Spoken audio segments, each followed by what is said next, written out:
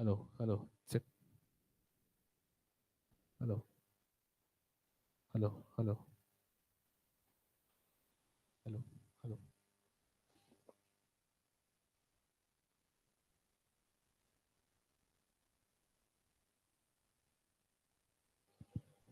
Hello, hello, hello, hello, check. Hello, hello, hello.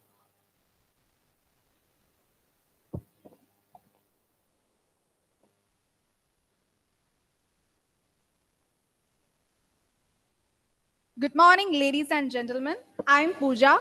And this is Parvati. Together, we will be your assistants throughout the conference, ensuring you a smooth and enriching experience. It's my pleasure to welcome each one of you to the second international conference on FOSS approaches towards computational intelligence and language technology. I welcome you all on behalf of ICFOSS family. Before we begin, let me say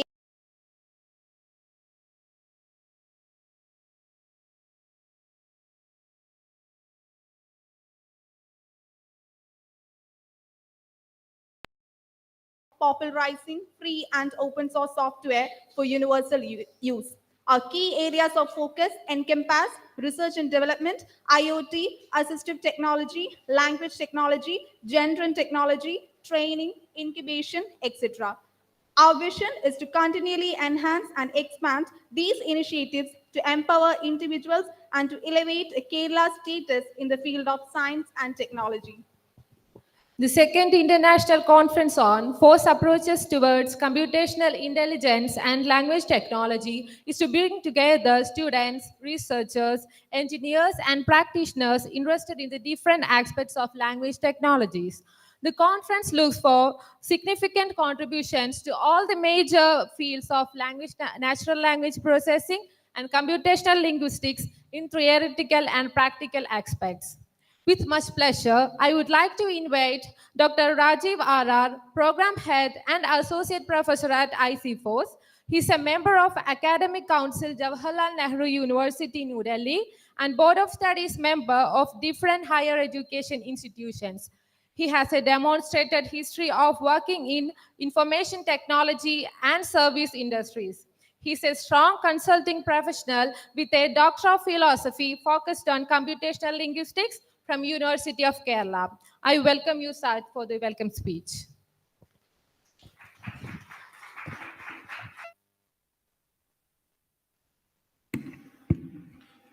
Thank you, Pooja and Parvati. Very good morning, all of you. The FOSSIL second edition will begin within a few minutes. For this occasion, our chief guest, Mr. Anup Ambiga, the CEO of Startup Mission, and the other dignitaries on the dais and off the dais. I move to my duty.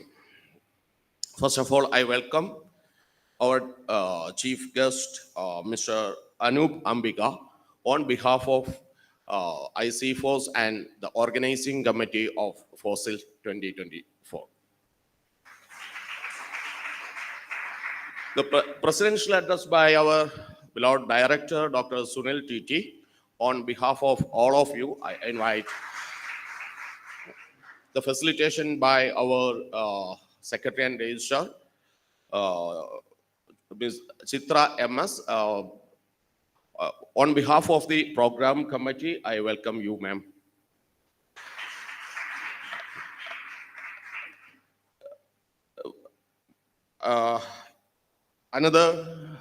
Many persons then like Muthu Manikavel sir and Dr. Premjit, our keynote speakers, are already here. On behalf of this FOSSIL organizing committee, welcome all of you, Muthu Manikavel sir and Dr. Premjit. Yeah. Then on behalf of the ICFOSS, I welcome all the authors and co-authors for this event. Thank you. Thank you very much.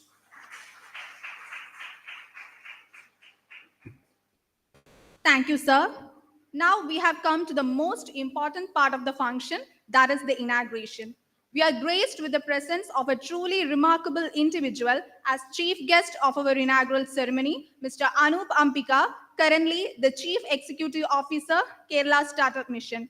He was the former CEO of GenPro Research as well as Cognem Decision Solutions. We are truly honored to have you with us today.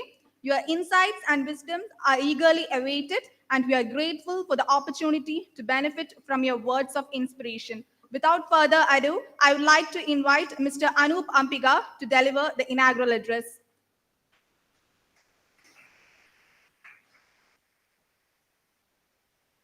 Thank you very much. Dr. Sunil TT, Director of ICFOSS, or is it CEO? What is the Director of ICFOSS? Dr. Rajiv RR, Chitra ma'am, dignitaries of the dais, I would say, and my dear friends. It is indeed a great pleasure to be here today morning. And I was just looking at the list of panelists who are going to talk to you tomorrow. And some of them are pioneers in the field of AI and machine learning. People like Brijesh, Nias, etc. are going to give you true insights on how the LLMs or the new Gen AI has evolved over the last several years. But I was also sitting there and thinking back at the history of ICFOSS. It was, Sunil was just telling me that it started in 2011, right, Sunil? 2011. So it's almost 13 years of the journey behind us. And why did we start? I was thinking about the history about why it started. There was always a thrust, Kerala being Kerala. There was always a thrust of knowledge not to get monopolized. So I keep telling people that in the new digital world, one of the biggest problems that we see is that we end up being consumers of technology that has been created by the Western world. So if you look at your data, where is your data going? You know, you look at Instagram, you be on Facebook, you be on WhatsApp, you be on Google, you ask questions to ChatGPT. Where is all this data going to? Which is a question that I think every single one of us should ask ourselves. The data is essentially going to 4 or 5 companies of the world. There is the Microsoft, which pretty much controls OpenAI. You have the Facebook, which controls the Instagram, WhatsApp, and anything that you do on Oculus. You have the Netflix and Amazons, which pretty much control everything that you watch over a OTT platform. You have Microsoft now controlling one of the biggest open code repository, GitHub, that we all use to create our open source repositories. So essentially, all those data is actually going back to 5 or 6 multinationals, or at the most 10 multinationals of the world. It is a dangerous proposition because knowledge is getting concentrated. And in the new world of AI, everybody says that data is the new oil. And all that oil is getting concentrated with a few companies of the world.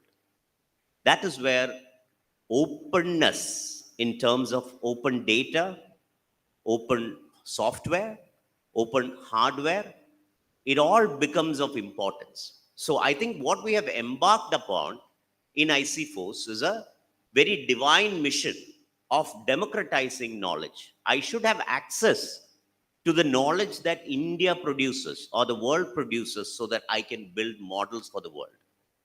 I should have access to the open hardware projects, the open ventilator project that we created during COVID, so that if there is another pandemic that is coming in, then I will be able to produce these ventilators at scale at lesser cost. That is where open, I wouldn't even call it open software, but open source becomes important. And if you look at how software has evolved over time, I started coding when I was in college in Turbo C. And then it kind of went into Microsoft versus Unix at one point of time. And everybody kind of moved into the Microsoft development platforms.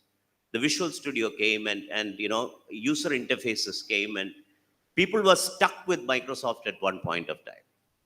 But then came Linux and C and Python and Golang and a whole bunch of open source compilers which we are using right now. And world has largely moved from a monopolistic software development paradigm to an open source paradigm, because no single company in the world will be able to produce what an open source community can produce. And I always thought that it is not possible in India, because we don't come together, we don't have the right moderation over the code base and things like that. But I happen to listen to, I'm sure at least some of you guys who are sitting here would have attended that program. The program was called The Dawn of DPI. How many of you are familiar with the word DPI? Has anyone attended last week's program? No. Okay, so let me tell you what is DPI. DPI is called Digital Public Infrastructure. How many of you have used GPay to make your payments? Pretty much everybody, right? So GPay runs on what is called UPI. Everybody is familiar with UPI, right? Unified Payment Interface. And nowhere in the world you will have this seamless integration between multiple banks. You go to US, you go to Finland, you go to Europe, you wouldn't see the seamless integration between multiple banks. It doesn't matter whether Sunil is with HDFC or I'm with SBI or somebody is with Axis. It doesn't matter. My transaction becomes seamless online transactions when I do my GPay. Have you ever thought about how that has happened? So it is nothing but what is called a beacon protocol, which there were two Malayalis who were very instrumental in developing. One is Pramod Verma and the other person is Sujit Nair. And then the ONDC CEO, who is T. Koshi. So there are few Malayalis who were actually very instrumental in developing that protocol. Last year, close to 500 million transactions happened over the UPI interface using this beacon protocol. The beauty of it is simple, it is open source, which means that we were thinking about a use case. Everybody is doing skilling, right? Everybody is doing some kind of learning in college, in trainings, in hackathons. Everybody is learning something, right? And then a candidate comes to me for an interview. How do I validate his or her resume right now? You write all kinds of stuff, right? All beautiful stuff in your resume. Is there any way to validate it? Imagine a system wherein you go and do your training, you do your hackathon, you do your academics, you do your whatever, and think of a system where I will be, as a recruiter or an employer, I will be able to consume everything that has happened around you in terms of skilling. That is one use case that was discussed.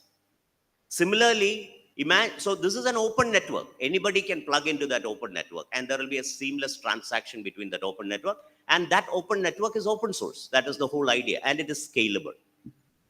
So we need to start thinking as pioneers of this movement that we have started. 2011, nobody was thinking about open source as a movement. We did.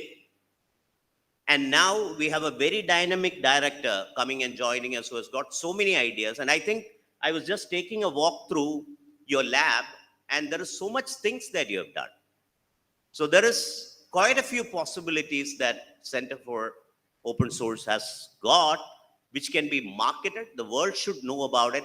More deliberations should happen. More universities should collaborate. More startups should collaborate. And I think there is a huge opportunity for us to deliver large amounts of value to India, to the rest of the world, by concentrating our work on open source. We need to incrementally do it. We need to work towards an objective. And why I'm saying that is that oftentimes research is only confined to publications. I publish my paper and I'm done with my life. I got my PhD, right? Have you ever thought about how this is going to get translated to the common man? Not all researchers are, application researchers, but abstract researchers are also there. Somebody need to sit and research on 5G, 6G, new telecommunication protocols. But somebody also need to think about how my translation is going to happen to the, or go to the masses. So I hope the deliberations that are going to happen in the next few days and the panel discussions, I hope that we will come up with a few ideas, Rajiv, which we can incrementally work on, put all our brains together from multiple parts of India and see if we can create an open source tool that will be used by the masses. And that thought process I would like to seed onto your mind. I wish a very, very successful and fruitful deliberation over the next few days. And I formally inaugurate FOSSIL 2024. Thank you so much for inviting.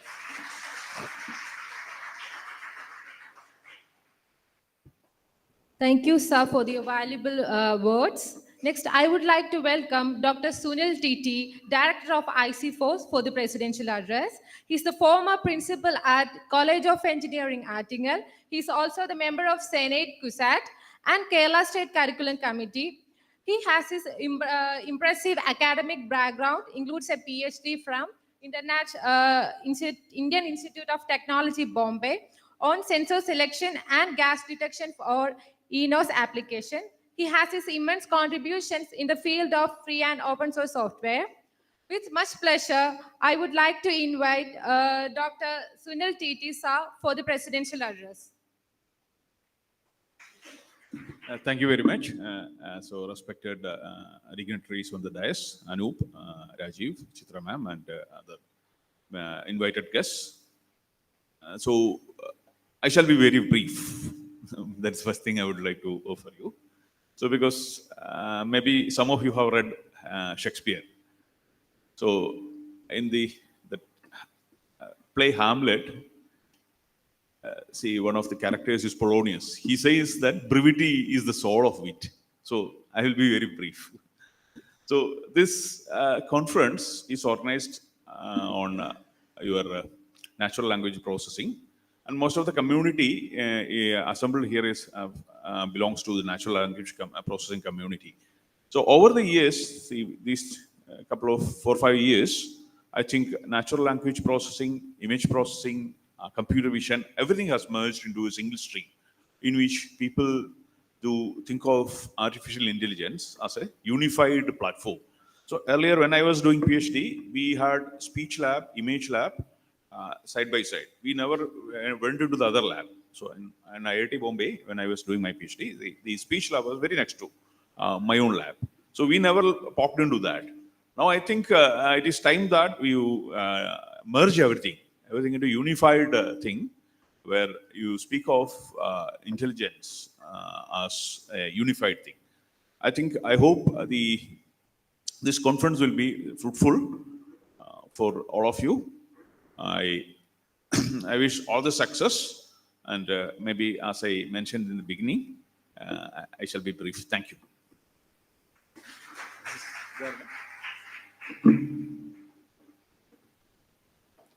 Thank you, sir. Now I would like to invite our beloved chief guest, Mr. Anu Bambiga sir, to hand over the proceedings of FOSSIL 24 to our director, Sunil TT.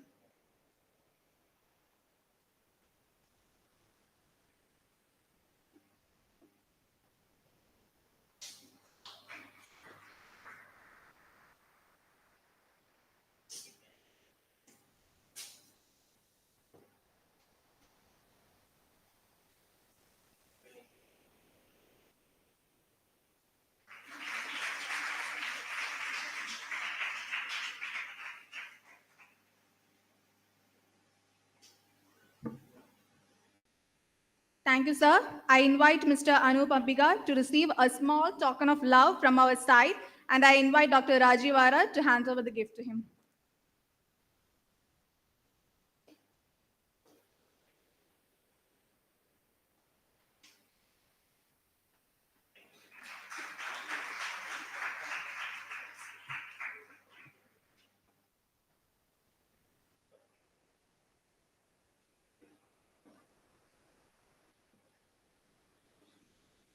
Thank you, sir. Next, I would like to welcome Ms. Chitra MS, Secretary and Registrar at ICFOSS. She is the Additional Secretary in General Administrative Department, Government of Kerala, and deputed at ICFOSS as Secretary and Registrar. Apart from a bureaucrat, she is really passionate in yoga, and she was selected as United Nations Yoga Ambassador in the year 2019. I welcome you, ma'am, to deliver the felicitation.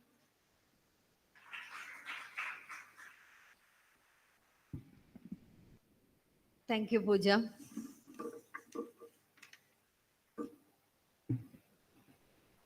Good morning, very good morning to all of you gathered here. A special welcome to our esteemed guest, Mr. Anubambia, sir has loved us anyway.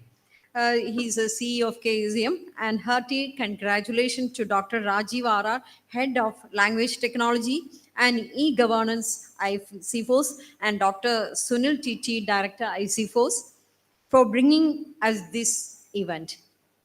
Thank you to the distinguished faculty and fellow participants. I extend a warm welcome to all of you at the ICFOSS ZLT 2024. This conference serves as a vibrant forum bringing together a remarkable assembly of minds, students, researchers, engineers, and practitioners. Over the next 2 days, we have the privilege of delving into stimulating discussions, exchanging valuable insights, and exploring the exciting possibilities that pose presents for the future of language technologies.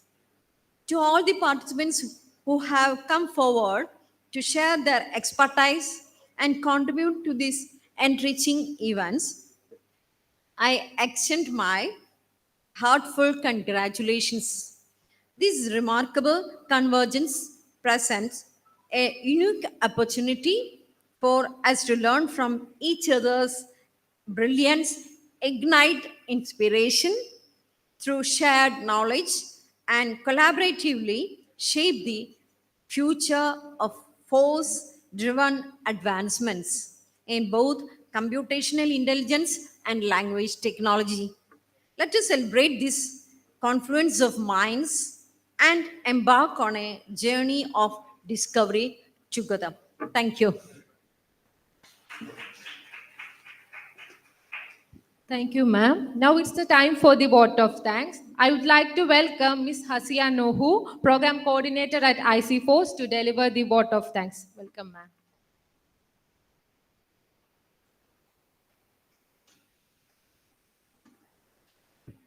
Thank you, Parvati. Good morning, everyone. Honorable guest, respected director, and all others present here. It is such an honor for me to get the opportunity to thank you all dignitaries on behalf of ICFOSS. I extend a warm welcome to the people gathered here. I would like to express my gratitude to all esteemed delegates of this event for their presence and contribution to encourage our participants. I extend my gratitude to our honorable guest, Mr. Anup Ambiga, CEO Startup Mission, to take out time from his busy schedule to grace the event. Thank you, sir. Thank you for providing your precious time for our inaugural function. I extend my gratitude to Dr. Sunil Titi, Director of ICFOSS, for his immense support in organizing and conducting this event and delivering the presidential address. Thank you, sir. Thank you for your support. I would also like to extend my gratitude to Srimati Chitra MS, Secretary and Registrar of ICFOSS, for her support to organize this program. Thank you, ma'am. Thank you for your great support. I must thank the organizing team and other members of ICFOSS for their hard work for the past few days to make this session a successful one. Thank you, Team ICFOSS. I also extend my gratitude to all the participants who came over here to make this session, make advantage of this session. Once again, thank you everyone and have a nice day. Thank you, ma'am. Our inaugural session has come to an end. Thank you everyone for your time and patience. We are extremely privileged to have you all here today. Additionally, I would like to thank our chief guest, Mr. Anup Ampika, for gracing this occasion with his presence. Thank you. Now it's time for tea break. You can all go to the pantry, and the next session will begin at 11 a.m.